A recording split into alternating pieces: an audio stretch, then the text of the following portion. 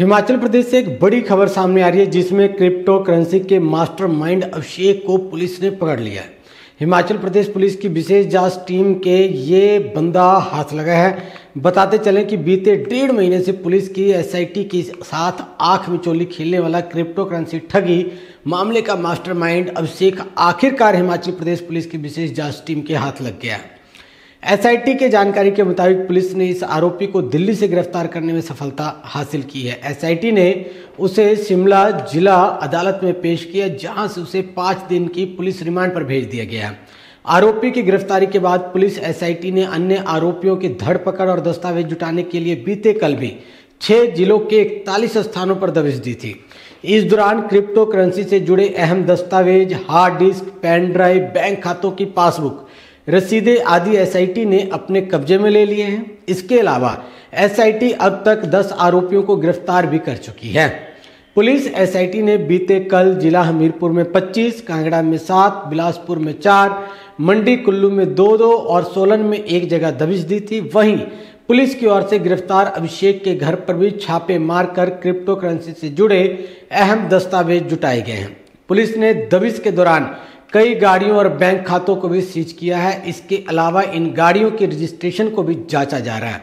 SIT के जांच अधिकारी मनमोहन सिंह का दावा है कि क्रिप्टो करेंसी ठगी मामले में हेमराज, सुखदेव और सुभाष के साथ साथ कई अन्य की अहम भूमिका है। ये लोगों को भ्रम जाल में फंसाने में माहिर थे और 2 मुख्य आरोपियों की गिरफ्तारी के बाद ये भागता फिर रहा था। काबिले गौर है कि एसआईटी ने हाल ही में 2 अक्टूबर को गुजरात के सोमनाथ जिला में क्रिप्टो करेंसी ठगी मामले में हेमराज और सुखदेव ठाकुर को गिरफ्तार किया था। इन दोनों की गिरफ्तारी के बाद अभिषेक और सुभाष भाग गए थे। करीब 1.5 महीने तक अभिषेक पुलिस को चकमा देता रहा। यह आरोपी उत्तर प्रदेश, गुजरात, राजस्थान, उत्तराखंड, हरियाणा भाग रहा था, मगर जैसे ही ये दिल्ली आया एसआईटी ने सतर्कता दिखाते हुए इसे गिरफ्तार कर लिया।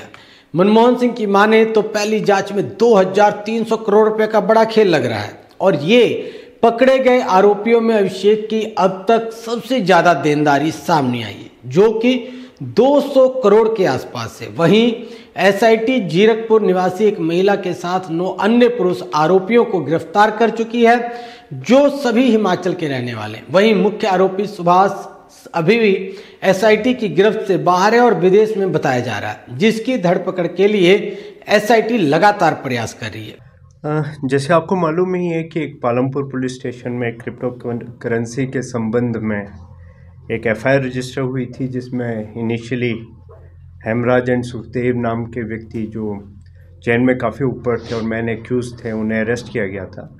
उसमें रिसेंटली जो चेन में उन्हीं के साथ टॉप में था अभिषेक करके, ऊना बंगाना का रहने वाले, उन्हें अरेस्ट किया गया था।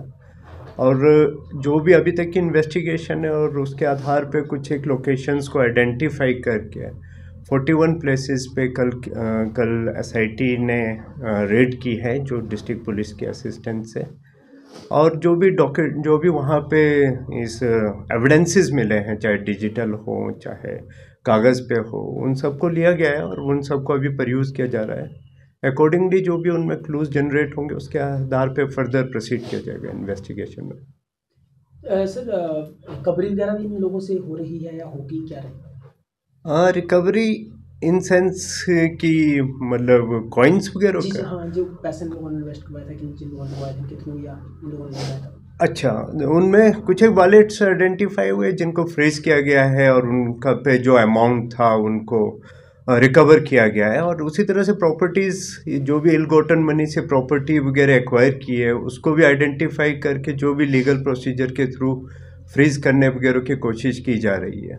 जो सर कल्प्रिट है मनी सर अभी तक रिकवर की गई है? वो एग्जैक्ट कहना अभी मुश्किल है, रीज़न बीइंग कि जो मार्केट रेट और उसके हिसाब से वो सारी चीज़ें बदलती रहती है। नंबर ऑफ प्रॉपर्टीज़ हो सकती है या उसका वो हो सकता है, परंतु जो रजिस्ट्रेशन के बेस पे भी लगभग अभी 3-4 करोड़ के लगभग की प्रॉपर्टीज़ जो है वो फ्रीज़ हो चुकी हैं या फिर फ्रीज़ होने की डिफरेंट स्टेजेस पे है प्रक्रिया के अपने। तो अकॉर्डिंगली पर जो उनका अभी का जो मार्केट रेट है और वो सारी चीज़ें अभी कहना मुश्किल है, और वो फ्रीज होने के बाद ही जब एक बार प्रोसीडिंग शुरू होगी तभी एग्जैक्टली बता पाएंगे। अभी तक कितने अरेस्ट हो चुके हैं सर इसमें? अभी तक इसमें इनिशियली हेमराज और सुखदेव अरेस्ट हुए थे, उनके अलावा 7 लोग और अभिषेक 10 लोग टोटल अभी तक अरेस्ट हो चुके हैं। सर मेन कल्प्रिट बताया जा रहा है सुभाष इसमें रहा है, तो उस तक पहुंचने की कोशिश चली। हाँ, जो सुभाष के बारे में जितना पीछे पता चला था कि मंडी के रहने वाले जीरकपुर पे उनका रेजिडेंस था, तो उन सब जगहों को चेक कर लिया गया है जहाँ उसे नहीं अभी तक नहीं मिला है। तो जो भी उसके संबंध में जो भी हमारे को क्लूज मिल रहे हैं उनके आधार पर प्रोसीड कर रहे हैं।